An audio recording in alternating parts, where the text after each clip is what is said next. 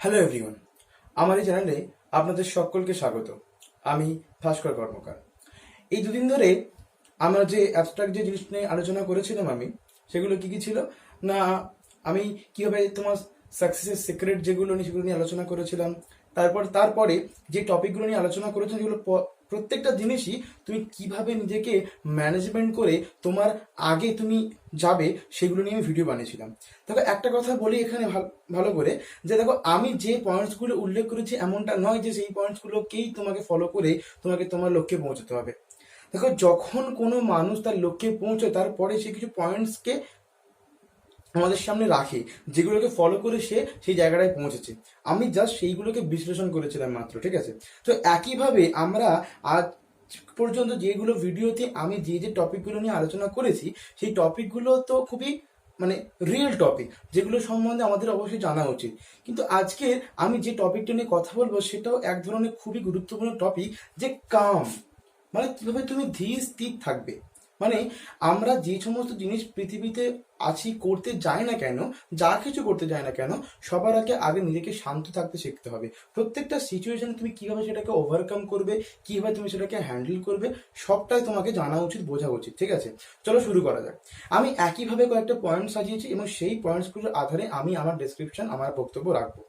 দেখো, আমি যাই করি না কেন, যদি আমি আমার এনজাইটি বা আমার অ্যাঙ্গারকে যদি আমি কন্ট্রোল করতে পারি, তাহলে অনেক সময় কি হওয়া জিনিস হবে না, বা আমার এনজাইটি বা অ্যাঙ্গারের জন্য আমি হয়তো কারোর সঙ্গে এমন কোনো বিহেভিয়ার করে ফেলবো যেটা তার সঙ্গে করা উচিত ছিল না, তার ফলে তোমার সেই কাজটা নাও হতে পারে, ঠিক আছে? তো সবার প্রথম তোমাকে শান্ত থাকতে শিখতে হবে, এই কারণে নিজেকে ঠিক সময়ে ঠিকটা করার জন্য। বোঝা গেল? তো সেই জিনিসগুলো কি না, first of all identify reason, কি না তোমার ভিতরে কি কারণে কামটা তোমার মধ্যে বিঘ্নত হচ্ছে, তুমি সেইটাকে আগে আইডেন্টিফাই করো। উইদাউট আইডেন্টিফিকেশন তুমি কিন্তু বলতে পারবে না যে তুমি কি জন্য রাগী। এটাকে বোঝার জন্য নিজের উপর বিশ্বাস এবং নিজের উপরে কিন্তু একটা ভালো দখল থাকা দরকার। হ্যাঁ, নিজের উপর দখল থাকা দরকার। কারণ নিজেকে যদি ভালো করে না চিনি, নিজের রাগের কারণগুলোকে যদি ভালো করে না বুঝি আর সেগুলোকে যদি ঠিক না করি, তাহলে হয়তো আমাদের চলার পথে খুবই মুশকিল হতে হবে, তাই না? সেকেন্ড কি, চ্যালেঞ্জ থটস। দেখো, যে ভাবনা চিন্তা তোমাকে রাগিয়ে তুলছে, তোমাকে এনজাইটিতে পরিপূর্ণ করে তুলছে, সেইগুলোকে চ্যালেঞ্জ করতে হবে। কি জন্য চ্যালেঞ্জ করতে হবে? এই জন্য যে তাকে হারানোর জন্য, এমনটা নয় কিন্তু। তাকে আমাকে সেটাকে আমার মাথায় এমনভাবে বোঝাতে হবে যেন সেটা আমার মাথায় এনজাইটি বা রাগের কারণ না হয়।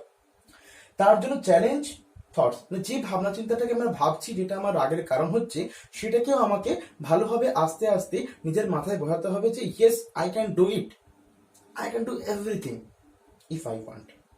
যদি আমরা চাই আমরা সবকিছুই করতে পারি, তাই তো? থার্ড কি, রিয়েলাইজ এনজাইটি।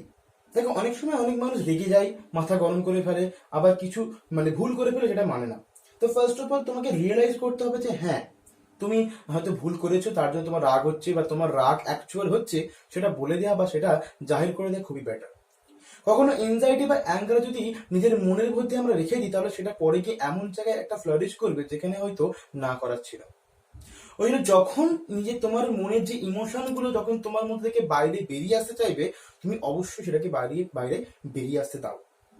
কারণ তোমার এই ইমোশন গুলো যদি তোমার ভেতর থেকে যায়, তাহলে যদি না তুমি কারোর সামনে সেটা আনো, তাহলে কখনো তোমাকে লোক বুঝতে পারবে না, উপলব্ধি করতে পারবে না।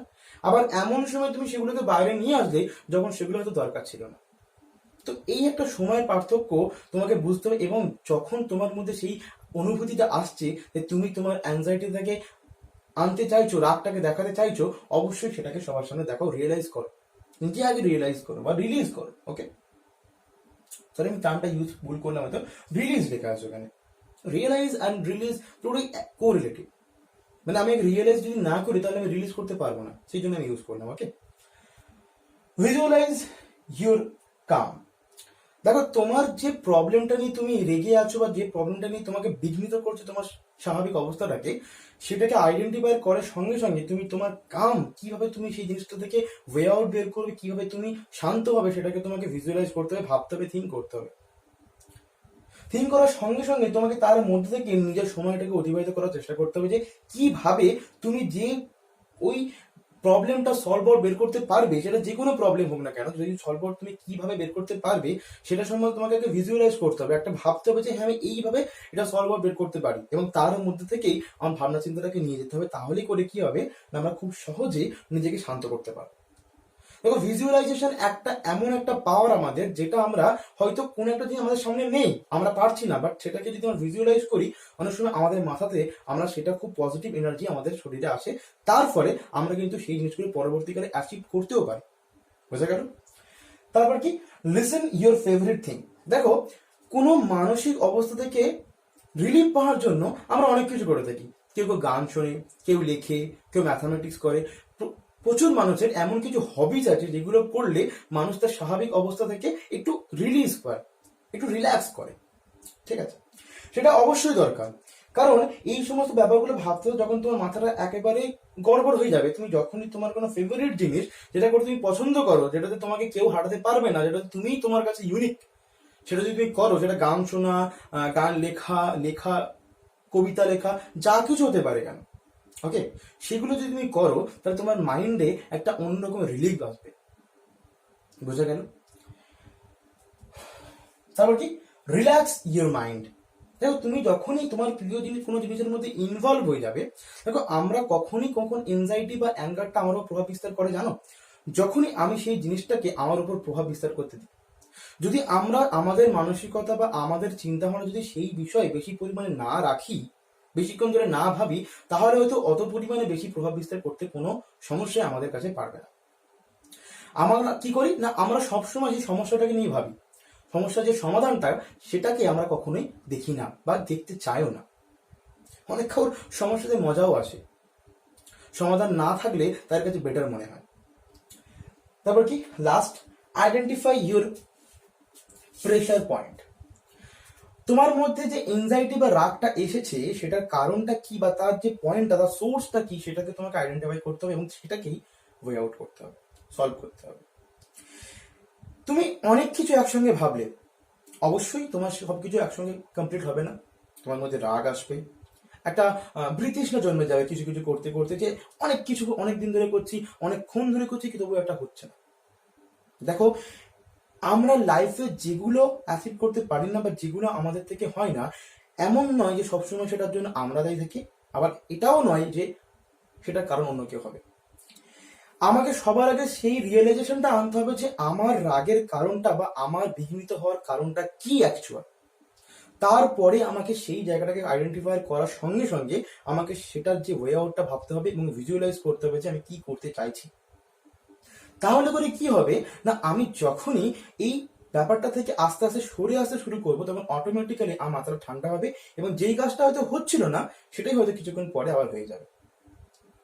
তো দেখো, কাম যদি আমরা না হই তাহলে দেখবে এমন একটা অবস্থায় আমরা বিরাজ করবো না, আমরা ভালোভাবে কোনো কিছু কাজ করতে পারবো, আবার না হবে সেটাকে আমরা ছেড়ে দিতে পারবো। এই দুইয়ের মাঝখানে বিরাজ করা খুবই ডিফিকাল্ট এবং খুবই ভয়ঙ্কর এই সিচুয়েশনটা। ওই জন্য যখন কোনো জিনিস তুমি করতে যাবে তখন মন দিয়ে করবে। যদি সেই জিনিসটার প্রতি যদি ঠিক মনে না হয়, যদি সেটা সেই মুহূর্তে করতে ইচ্ছা না হয়, ছেড়ে দেবে, রিল্যাক্স করবে। মাইন্ডের রিল্যাক্সেশনে খুবই দরকার, কারণ আমাদের মাথা অ্যাট এ টাইম অনেক চিন্তা ভাবনা করে। সেই চিন্তা ভাবনাগুলোর যে সেলগুলো থাকে, সেই সেলগুলোকে একটু হলেও রিলিফ দিতে হয়। যদি যেগুলো না করি আমরা, তাহলে সব কিছু একটা হ্যাপাজার্ড হয়ে যাবে এবং আমরা কোনো কিছু করতে পারবো না। বুঝে গেল? দেখো, এই চিন্তা ভাবনাগুলো এবং এই পয়েন্টস গুলো আমরা যে ফিল্ডেই থাকি না কেন, বারবার কিন্তু একটা কথা উল্লেখ করি, আমরা জীবনে যে ফিল্ডে নিজেদেরকে মেরে ধরতে চাই না কেন, সেই সমস্ত ফিল্ডে আমাদের নিজেকে আগে কুল কাম থাকতে হবে। আর নলেজেবল পার্সন কখনোই বেশি কথা বা বেশি কিছু এনজাইটি বা রাগ নিজের মধ্যে আসতে দেয় না। যদি সেটা করতে দেয় তাহলে তার সেই নলেজ এর কি দরকার, মানে নলেজের কোনো কাজ লাগলো না। যে জ্ঞানী হবে বা যে কোনো কাজটা করতে সক্ষম হবে, সে কখনোই তার মধ্যে তার যে প্রবলেমগুলোকে তার মাথায় প্রভাব ফেলতে দেবে না। বোঝা গেল? তো অবশ্যই করে তোমরা সবসময় যে কাজটা করা উচিত তোমাদের, আমার ওপিনিয়ন অনুযায়ী, যখনই দেখবে যে তোমাকে কোনো কিছু রাগাচ্ছে বা কোনো কিছু তোমাকে তোমার স্বাভাবিক অবস্থা থেকে দূরে নিয়ে চলে যাচ্ছে, সেই মুহূর্তে তুমি কি করবে, সবসময় সেই জিনিসটা ছেড়ে না দিয়েও তুমি কি করতে পারো, যে সেই জিনিসটাকে কিভাবে সলভ আউট করতে পারো সেটা নিয়ে ভাবতে পারো। এক, হয়তো তুমি সেই জিনিসটাকে ভাবা কিছুক্ষণ বন্ধ করে একটা অন্য চিন্তা করতে পারো, এটা খুবই ডিফিকাল্ট। থার্ড, তোমার নিজস্ব জিনিস কিছু করতে পারো যেটাতে তুমি ফেভারিট, এই যে আগের মতন বললাম। মোটামুটি যে যে জিনিসটা তোমাকে বিঘ্নিত করছে সেই জিনিসটা থেকে একটু দূরে আসতে হবে। আবার কখন সেই জিনিসটাকে সলভ আউট করতে হবে, যখন তোমার মাইন্ডটা পুরোপুরি শান্ত এবং নিজের ওপর তুমি বিশ্বাস করেছো যে হ্যাঁ তুমি সেই কাজটা করতে পারবে। বোঝা গেল?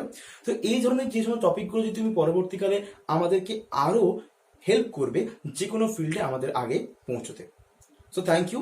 এই ধরনের জিনিসপত্রগুলো যদি দেখতে থাকো তাহলে অবশ্যই আমার চ্যানেলটা সাবস্ক্রাইব করে দিও, ঠিক আছে? কারণ এই জিনিসগুলো আমাদের লাইফে এতটাই দরকার, এই এই এই নলেজগুলো শেয়ার করা এতটাই দরকার যাতে পরবর্তীকালে প্রত্যেকের মানুষের এই জিনিসগুলো নিয়ে কোনো কোয়ারি না থাকে। বুঝা গেল? তো thank you for watching my channel and do subscribe and share. Okay, thank you so much.